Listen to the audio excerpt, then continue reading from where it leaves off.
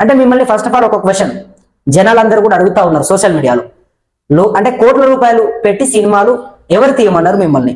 Number 1, కోట్ల రూపాయలు పెట్టి మీరు సినిమాలు ఎందుకు తీస్తా ఉన్నారు, ఎవరి కోసం తీస్తా ఉన్నారు? ఒకసారి ఇది ఆలోచన చేసుకోండి. అంటే ఇది పబ్లిక్ కోసం తీస్తా ఉన్నారా, జనాలకు ఏమైనా ఉపయోగపడే కంటెంట్ చూపెడతా ఉన్నారా? మీ ఇష్టం వచ్చినట్టు ఏదో కొన్ని డ్యాన్సులు బోన్సులు లేకిరి పోకిరి అవి చూపెట్టే ప్రయత్నం చేస్తా ఉన్నారు.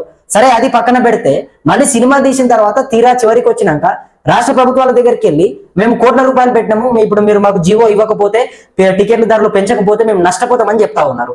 అరే, మిమ్మల్ని ఎవరు పెంచమన్నారో నాకు అర్థం కాదు. సినిమా టికెట్ల సినిమా బడ్జెట్ ని ఎవరు పెంచుకోమన్నారు? తక్కువలో తీసుకోండి.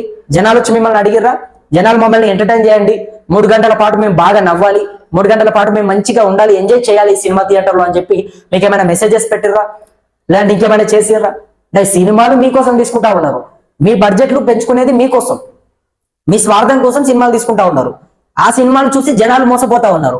అరే నాయన, మనం వచ్చిన సినిమా ఒకటి, ఇక్కడ చూపించింది ఒకటి, నడుస్తా ఉంది ఒకటి అని చెప్పి జనాలు పిచ్చోళ్ళు అవుతా ఉన్నారు. సినిమా థియేటర్లోకి వచ్చి 3 గంటలు సినిమా చూసిన తర్వాత అక్కడక్కడ కొన్ని సినిమాలు నిజంగా వాళ్ళంతా కూడా సాటిస్ఫైడ్ అవుతా ఉన్నారు ప్రజలు, కానీ చాలా మంది మాత్రం అరే నాయన ఇదేం సినిమా అని ఫీల్ అవుతా ఉన్నారు.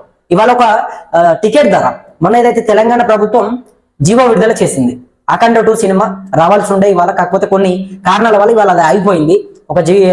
కొన్ని అనేక అంశాలు ఉన్నాయి అనుకోవచ్చు, అందులో కొన్ని డబ్బులకు సంబంధించినటువంటి అంశాలు ఉండడం వల్ల అది పెండింగ్ లో పడ్డది, వాయిదా పడ్డది. బట్ అది పక్కన పెడితే టికెట్లకు పెంపు చేయడానికి మాత్రం జీవో విడుదల చేసింది రాష్ట్ర ప్రభుత్వం తెలంగాణలో.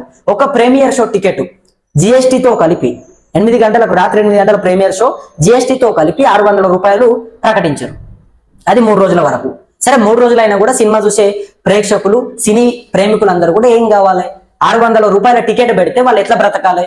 ఒక సామాన్య కుటుంబంలో ఉన్నటువంటి ఒక ఉద్యోగి, ఒక వ్యాపారి, ఆయన నెల మొత్తం కష్టపడితే ఆయనకు ఒక 15,000 రూపాయల నుంచి 18,000 రూపాయలు వస్తాయి. ఆయన అందులో 3,000 రూపాయలు ఒకటే పరి సినిమా థియేటర్కి పోయినప్పుడు పెట్టాలంటే ఎట్లా? ఆ 3,000 రూపాయలు ఆయనకు ఆ నెల మొత్తం కూడా నిత్యావసర సరుకులు వస్తాయి, ఇంట్లోకి కూరగాయలు వస్తాయి, ఉప్పు వస్తుంది, నూనె వస్తుంది, పప్పు వస్తుంది, అన్ని కూడా వస్తాయి. మీరు ఇష్టం వచ్చినట్టు సినిమా టికెట్ ధరలు పెంచితే సినిమా చూడడానికి జనాలు ఎట్లా వెళ్ళాలి? ఇవాళ చాలా మంది ఇళ్లలోనే పరిమితం అయిపోతా ఉన్నారు. ఇంకా కొందరైతే వేరే వెబ్సైట్స్, వేరే సంబంధిత వాటిలో చూసే ప్రయత్నం చేస్తా ఉన్నారు. ఎందుకంటే వీళ్ళు విపరీతంగా సినిమా టికెట్ల ధరలను పెంచుతా ఉన్నారు, ఇష్టం వచ్చినట్టు పెంచుకుంటా ఉన్నారు. 600 రూపాయల టికెట్ పెడితే ఒక 4 పేద కుటుంబం నుంచి సినిమాకి వెళ్ళాలంటే, సినిమా థియేటర్కి వెళ్తే దాదాపు 2,400 రూపాయలు టికెట్లకే అవుతా ఉన్నాయి. తర్వాత మళ్ళీ పార్కింగ్ అని చెప్పేసి, తర్వాత ఇంకా స్నాక్స్, లేకపోతే పాప్కార్న్, బోబ్బాను అవి అని చెప్పి మళ్ళీ అక్కడ అదనపు ఖర్చులు వసూలు చేస్తారు.